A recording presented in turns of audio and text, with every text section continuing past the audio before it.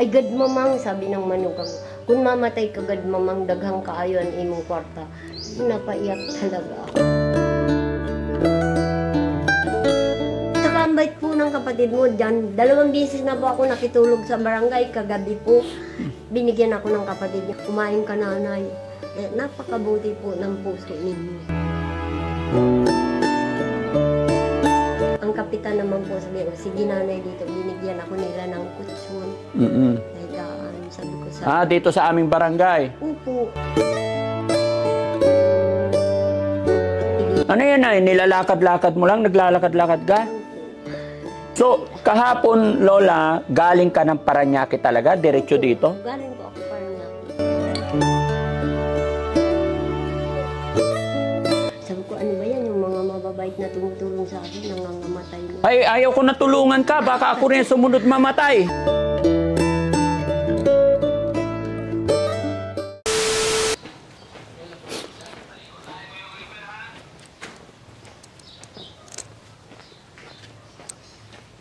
Gandang maga po, Daddy Frankie. Morning. Morning po, Lola. Taga Parañaque po ako. Tega? Parañaque po. Pangalawang beses ko po ito kasi nagpagamot po ako dyan kay, Mr. Ferrer. Ito pong ko kasi magang-maga po yan. Pumunta Sinong Mr. Ferrer po? Si Alvin po. Purong ka dito, Lola. Mukhang naarawan ka dyan. Hindi po. Hindi. Okay, naarawan ka po dyan. O, yan. Salamat po talaga. Anong pangalan ni Lola?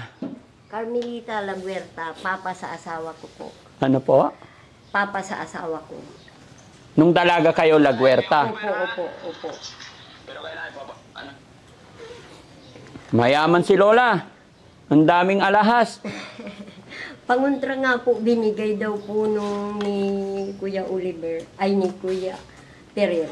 Kasi sabi po niya, kailangan daw, mayroon daw po ako pangontra kasi sinilbat. Di po yung ID ko sa Huban, taga Huban po, ang probinsya ko po, Sorsogon. Pero dito po ako naka-senior. Saan? Sa Parañaque po. Parañaque. Opo. So, ibig sabihin, bago kayo pumunta dito, saan kayo galing? Sa Bicol po. Hindi. From Bicol talaga kayo pumunta dito? Hindi po, estimo na po ako sa Parañaque. Parañaque. Opo, kasi dyan po ako naka-senior.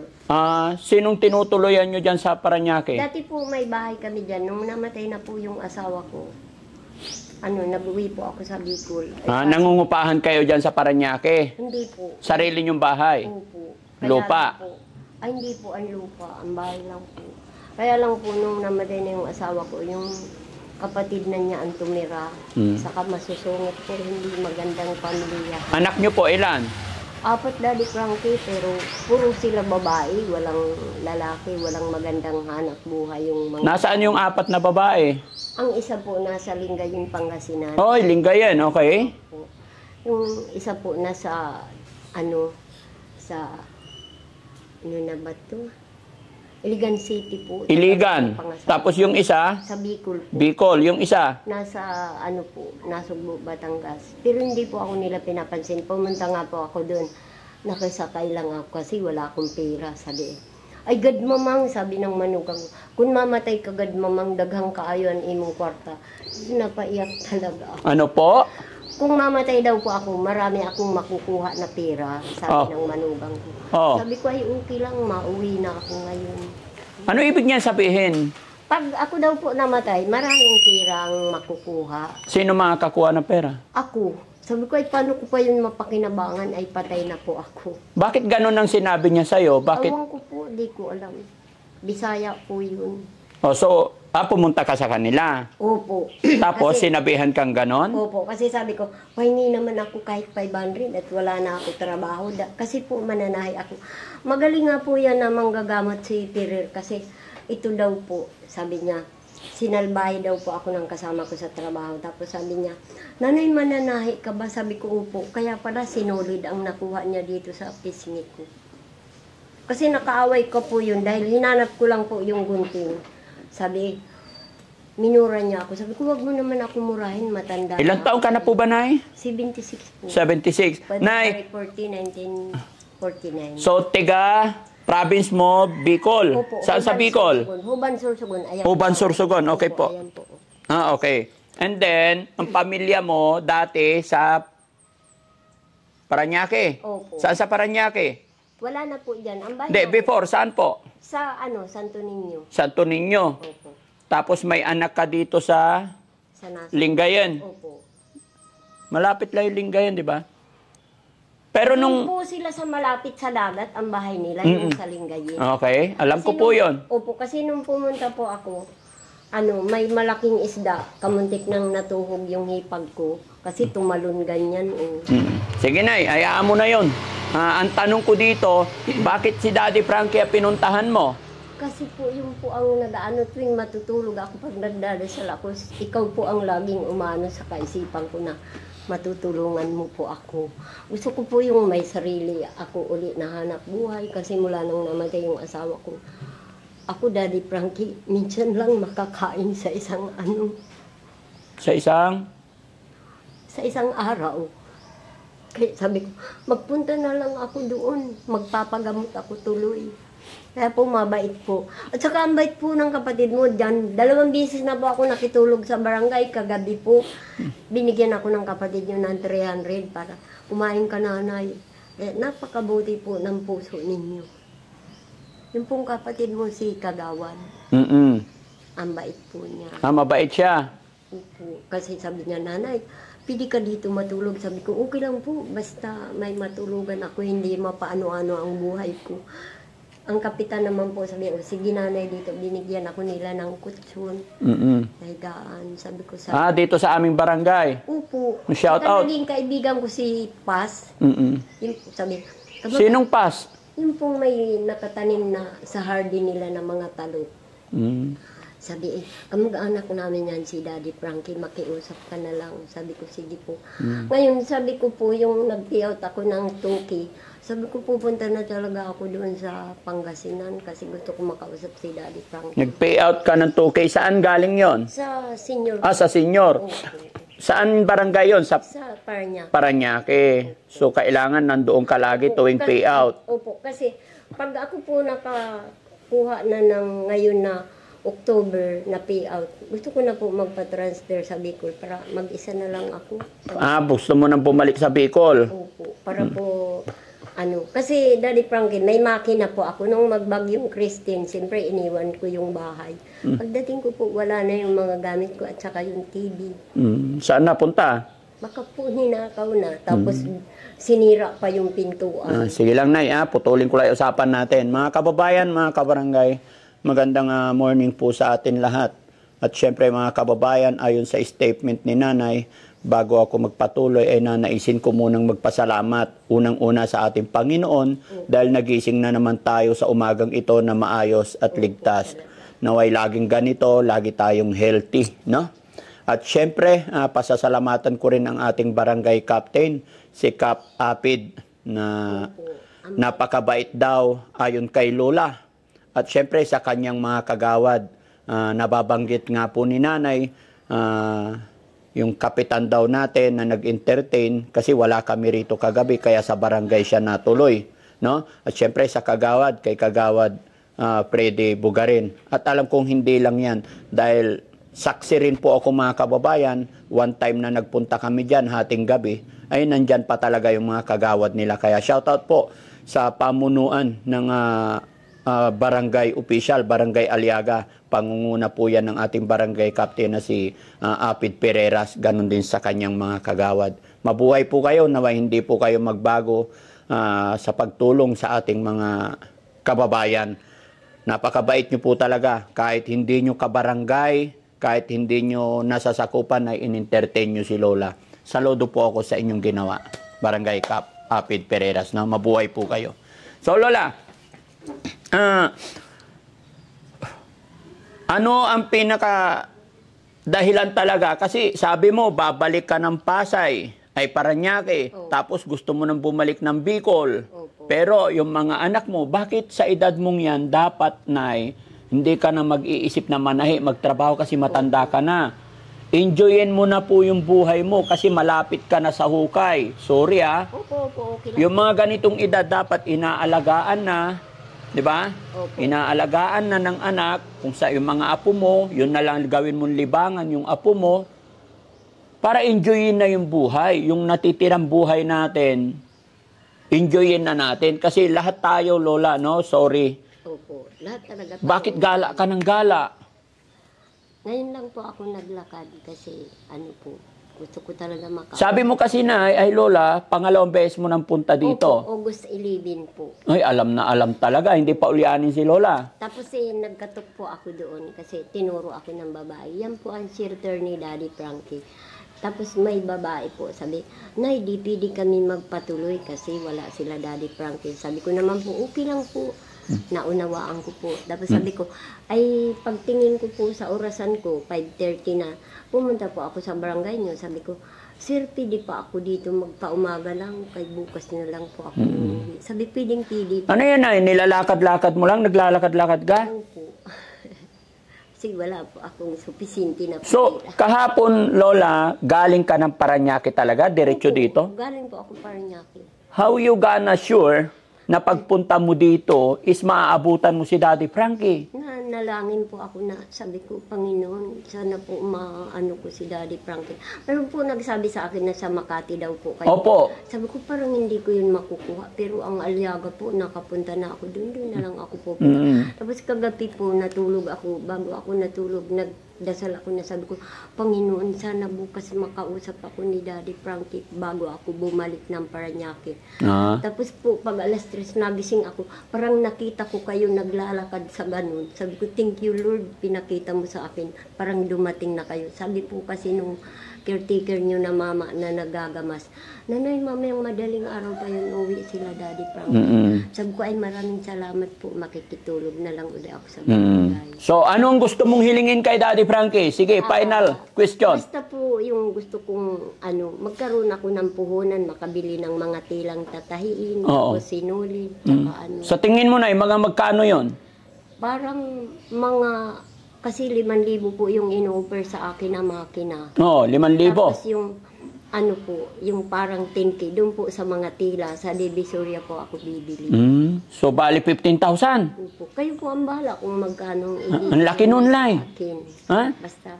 So, pag meron ka nun, magtatahi ka na. Opo, at saka po, gusto kong makarating kayo sa amin. Saan? Wala pong sa Huban. Wala pong, katiks mo po yung apo ko, si Elna Romero. Ay, hindi ako yon, scammer yon. Hindi po ako nakikipag-text. Ay, basta nakita ko po ang picture niyo. Opo, ginagamit lang nila yung picture ko, Lola, pero hindi po ako yon. Huwag kayong makikipag-communicate basta-basta. Tapos nga po, yung nabasa ko naman dito sa cellphone ko na ako raw yung isang nanalo. Oh. Tapos, pumunta ka na sa lugar, mag-claim ka. Di naman po ako nagpunta kasi natakot nga po ako. Baka Fake po yon. mga Sabi ko, Diyos ko, Panginoon, sana po makausap ko talaga ang tunay na Daddy Frankie. Ano nararamdaman mo? Nakausap mo na po si Daddy Frankie? Masayang-masaya po ako. Naalis po ang stress ko. Naalis po ang parang maraming tinik. Ang tanong ko lang, Lola, magtatahi ka pa, 86 ka na, malakas pa mata, kita pa? Opo. Ano yung tinatahi mo? Punda, bedsheet, tapos kurtina. Sino magtitinda? Doon po, maraming order. May pwesto ka pa? Wala pong pesto, sa bahay ko lang po. Sa bahay lang. Saan ang bahay mo po? Sa Huban nga po. Sa Huban. Ang kulit ko. Okay lang po yun. Tapos yun nga si Mr. Ferrer sabi, oo nanay, ang payo ko sa iyo, tumigil ka na sa lugar mo para doon ka na maghanap buhay. Sabi ko, upo talaga kasi. Sabi niya, natukuyan niya na wala kang manugang na maganda ang ugali.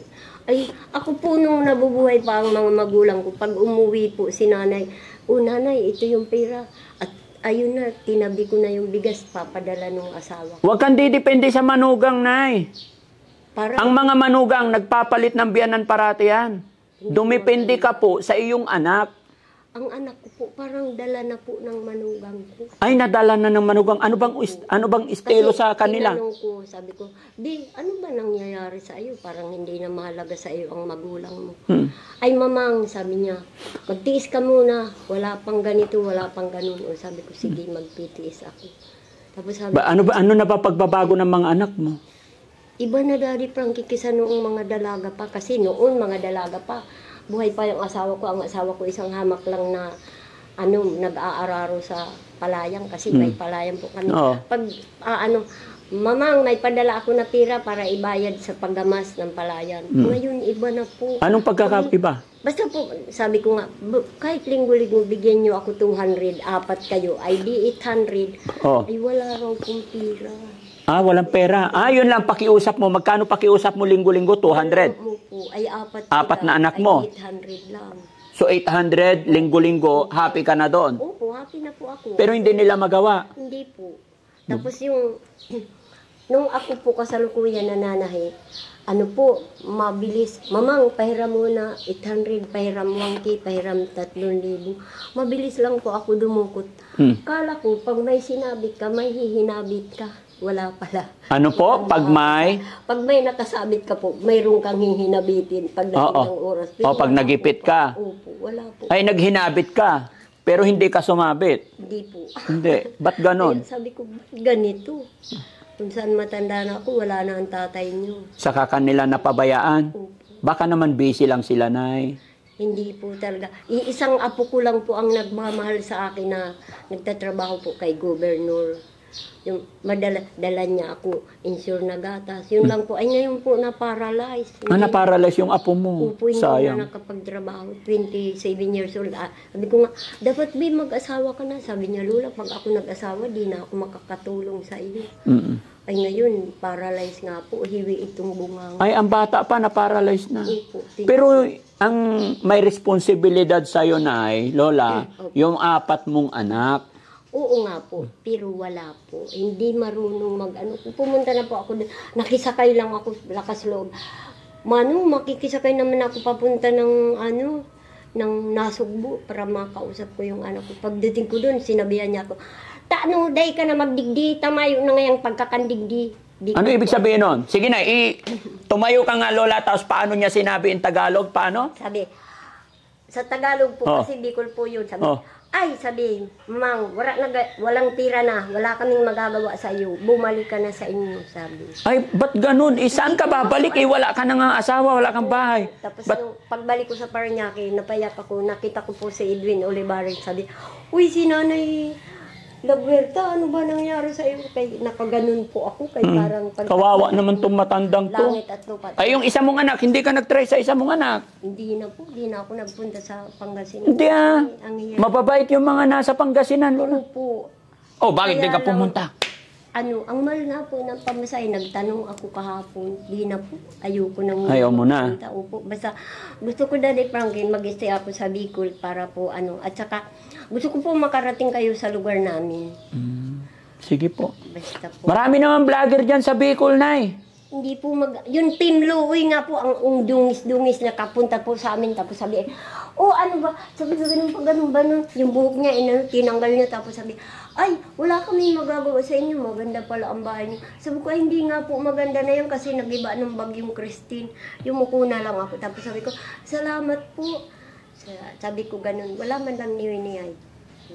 Di naman, Maraming vlogger doon, Nay, na pwedeng lapitan. Hindi katulad nyo, lahat po ng may lisensya kayo, may Gusto yung Lord, makita ko naman si Daddy Frankie. Gusto ko talaga makausap. Kaya, yun lang po ang kahilingan ko. Kung mayroon po, kung wala naman po, okay lang po. Ngayon po, na nakausap ko yun, naalis na po ang stress ko. Kasi pag mabait nga po ang konduktor, sabi, Nanay, kasi ang pagsakay pala rito ay magsakay daw po ako San Carlos, Bayangbang, Malasiki, kay idadaan daw po sa Aliaga. Bumaba ka na dito, Nanay, sa Dao. Di nagbaba po ako sa Dao. May babaeng lumapit sa akin, hinawakan niya ako ang higpit. Sabi ko, bakit ma'am? Sabi, bigyan mo ako ng pira, 3,000. Sabi ko, ay ma'am, wala nga po ako pira. Ito nga po, nakikisakay lang. Grabe naman po kayo. Sabi ko, ganun. Ay, di napaiyak ako. Tapos, sabi nung mama, Nay, sumakay ka na, may San Carlos na, San Carlos. Di sumakay na po ako, sabi ng konduktor. Nanay, maraming manluloko, wag kang paluloko, sabi ng konduktor. Nagpakilala ko pa siya si Adonis, Perpetua, konduktor po ng CISO, na bus. Yun po ang Ang dami mong kwento sa buhay, Nay. Pero alam mo, ang isa lang ang wino-worried ko dito, dapat yung mga anak mo ang mag-aalaga sa'yo kasi matanda ka na po. Nga po, pero Daddy Frankie, raramdaman ko at kita ko, parang hindi ako aalagaan. Siguro, Bakit mo nasabing hindi ka alagaan? ay yun nga pong nagkasakit ako na itong isa kong paa ay namaga po yan. Wala nga tumulong kahit pisong duling. Ang tumulong yung kapitbahay namin, si Nanay Mercy, ay namatay na po yun. Si Nanay Patay. Mercy. 78 years old, namatay na po. Sabi ko, ano ba yan, yung mga mababait na tumutulong sa akin, nangangamatay na. Ay, ayaw ko na tulungan ka. Baka ako rin sumunod mamatay. Ay, hindi po. Ha? Hindi po ganun. Basta sabi ko, ba't ganun? Pero Nay, Ako po Nay, rin- makinig ka Nay, pera biro. Nay, ibibideo namin ito. Opo. Mapapanood ng mga anak mo to. Opo, hindi po ako natatakot sa kanila. Okay lang po. Mabuti po mapanood nila kasi ganitong naghihirap ako, hindi ako nila matulungan. Kahit ano po, haharapin ko pa na ako. Sasabihin ko, ayan, may anak nga pa ako galing sa ginhawa ko pero hindi maganda ang sistema. Parang baliwala ako. Pero nung ako po may trabaho, tuwing umaga mapunta, ma, may 500 ka ba dyan? Pahiram mo na. Ma'am, pahiram ako ng wangki kasi kailangan ni Bibi at may ano sa school. Oo. Okay lang po ako. Binibigyan mo sila. Opo, pero ngayon po na mahina na ako, hindi man lang ako nila tulungan. Kawawa naman ikaw, Lola. Kaya po, ang kapatid mo po, ang bait, pinagmamalaki ko po yan doon sa Paranaque. Sa buti po sa Nay, kanya, Lola, wala siya. gaya na sinabi ko, i-upload ko to. Ano ang mensahe mo sa iyong mga anak? Ang mensahe ko po sa kanila, ganito po. Sana po, mabago ang kaisipan nila na tulungan ako kung saan man sila naroroon o nag-alis na doon sa tinitirahan kasi may nagbalita po sa akin na umalis na. Sana matulungan ako nila kahit papaano. Kahit 200 na lang isang linggo, okay na po yun. Para may Di manawagan ka sa mga anak mo, mapapanood nila yan. Sige po, kausapin mo sila, mapapanood po nila to. Oh, Gisa, Ilby, Pani, Teresa, sana mapanood nyo si nanay nyo ito kay Daddy Frankie. Buti pa si Daddy Frankie, malawak ang kaisipan at maganda ang puso. Ito, nakitulog ako sa barangay kung alam niyang ninyo. Ano sasabihin mo Salamat sa kanila? Anong pakiusap mo sa kanila? Na matulungan ako nila kahit linggo-linggo. Kaunting halaga lang, okay na po sa Okay akin. na. Okay, sige Nay ha. So, ngayon, ang kailangan mo kay Daddy Frankie, makina. Puhunan po. Puhunan? Opo, mayroon na po doon binibinta sa akin na makina, 5,000. Ay, 5,000. Opo. Eh baka maluko ka, matanda ka na, huwag ka na magtahi. Hindi po ako maluluko, Daddy Frankie, kasi nakiusap na sila sa akin na sabi niya, Nailita, sabi niya, ikaw na ang bumili ng makina ko. Eh, bibilhin mo yung makina, saan ka pipwesto? Doon po, sa bahay ko po, sa ganito. Meron, may bahay ka. Sige, bigyan na natin mga kababayan. Nakaawa naman tong matandang to, kinakawawa ng anak. 5,000 Lola, para sa makina. Opo, salamat po. Okay na, happy na. Opo. Salamat po. Eh, pambili na sinulid. Kayo po kung magkano ang ibibigay niyo sa akin sa bago pa ako uwi ng probinsya, pakamiting namin sa Sabado, kasi para malaman ko kung matransfer na po ang senior ko. Uwi na po ako, tapos bago ako umuwi, bibili ako sa Divisoria mga tila para po may gagamitin ako. Sige Lola, para may pambili kang tela. Ay na Lola, bilangin natin.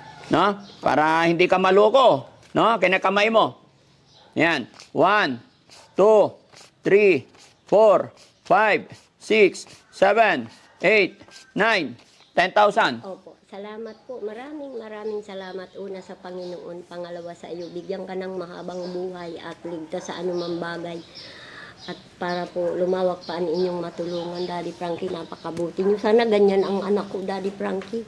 Wala akong swerte sa anak. Puro babae, wala lang ako anak na lalaki.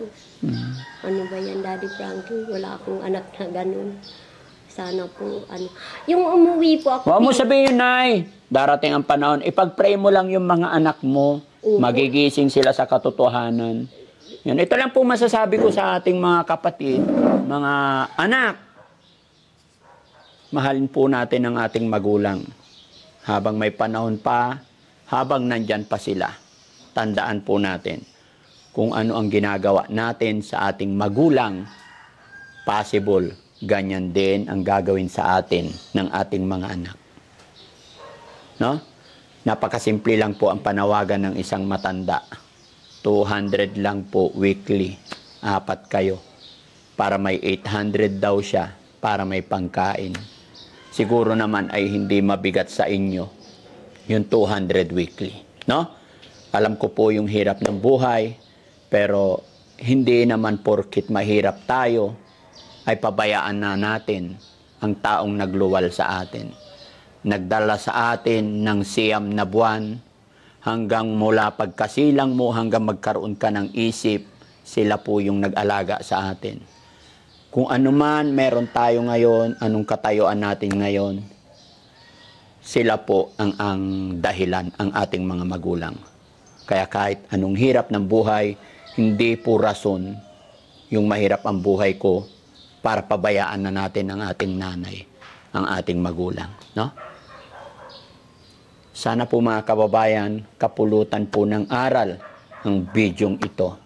Lalong-lalo na sa mensahe ng mga nanay at tatay natin, ating mga lolo't lola. Lola, kaya na aking sinabi, huwag kang mawala ng pag-asa. Ipag-pray mo lang sila. Lagi po. God is power. As long as tumatawag tayo kay God, gumagawa at gagawa siya ng paraan para sa mga problema natin.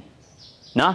Kasi mula po nang namatay ang ama nila, parang hindi na maganda ang sistema. Tapos, sabi ko, bakit puro pa babae ang naging anak ko? Sana 2 lalaki, 2 babae para maganda. Ay, hindi naman. Mga yung nasugbo po, nung pagpunta ko doon, nakisakay lang din po ako sa, yung... So gusto mo na magkaroon din ng anak na babae? Ay, lalaki. Oo. Mag-asawa ka ulit para magkaanak kang lalaki. Hindi na po, 47 years na pagkabiyuda ko, hindi na ako nag-asawa. Ay, 47 years na nagkabiyuda ka, hindi ka nag-asawa. Hindi na po. Hindi ako na lang anak mo. O di sige, salamat po, napakabuti niyo, Diyos ko po. God bless, nanay. O sige po, salamat dito po sa Oh, sige, Opo. Ingat ka po, Opo. Kasi may pupuntahan pa kami. Opo. No? Ang pagsakay ko po sa, na po ang sasakyan ko papunta. Hindi, nay. Lang. Diyan ka lang, punta ka ng labasan, may tricycle dyan. Opo. Sakay ka pa labas ng highway. Tapos saan ba ang balik mo ngayon? Sa Paranaque. Paranaque. O sige, bigyan kitang barya, nay, para sakay mo sa ingatan mo yung pera mo, nay. Opo. Huwag mo ilagay sa bag, baka mahila yung bag. Hindi, Daddy Frankie, alam ko po yun. Oh, sige. Kasi pag umipo sila sa bag ko, makakadikit Okay. sila. Nice. Pamasahe to tricycle palabas. Opo. Pagdating sa highway. Opo. No? Tapos pamasahe mo ito sa bus, 300. Opo. Para wag mong galawin yung Opo. Oo. Okay na? Opo. Tapos na, pambili mo ng tubig. Salamat po. Pambili mo pagkain. Opo. Kanina nga po, sabi ni Kapitan, Nanay, kumain ka muna. Sabi ko, nagkapi na po ako. Sige Kaya na. napakabait po ng dito sa Aliaga. Talagang puring-puri ko po. Pinagmamalaki ko nga po kay Mayor Olivares. Kasi kahit si Mayor Olivares po, siya mabait. Binigyan po ako ng 20 kilo na bigas. Yung linggo kasi nanay para kumain ka ng maayos. Sige, Nay. Ang dami mong kwento sa buhay, Nay. May pupuntahan pa ako Yun po ang pinaka-sadness moment na kalagayan sa buhay. Ano po? Daddy Frank. Ano po? Pinaka-sadness moment na kalagayan sa buhay. Kayo po ang anak ko talaga.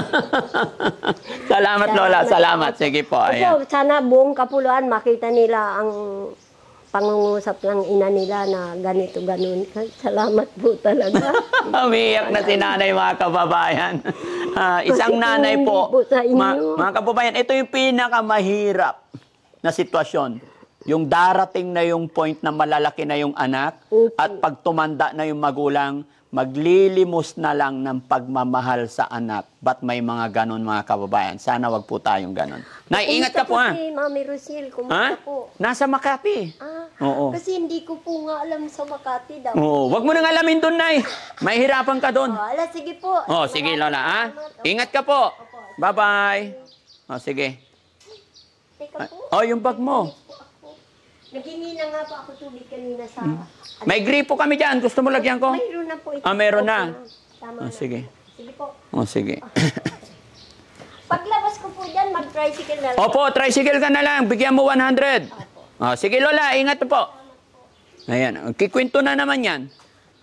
Bye-bye po. Ikaw na yung anak ko ngayon na lalaki. Yes po. Salamat po. Opo, ingat ka, Nay. Opo. Ayan mga kababayan, mga kabarangay, nakakaawa ang isang lola. Sa kanyang edad na 87, ano mo yan, 87, 85. Pilit pa rin yan lumalaban. Pilit pa rin yan maghahanap buhay para may makain siya araw-araw. Dahil ayon sa kanya mga kababayan, humihiling siya ng suporta sa kanyang mga anak. 200 lang po weekly. 4 na anak. 800 weekly ang gusto niyang budget. Pero pinagtatabuyan daw siya ng kanyang mga anak. Shoutout po mga kababayan, mga kabarangay. Ang inyong lingkod po, si Daddy Frankie. Yan. Magpapaalala po lagi. Ako po si Daddy Frankie, anak ng Pangasinan. At meron po akong premiere sa aking YouTube channel, 7:08 ng gabi. Para lubos na makilala nyo po ang inyong host at makita nyo po yung mga programa, mga ginagawa namin. Maraming salamat. Shoutout po and mabuhay po tayong lahat. God bless po.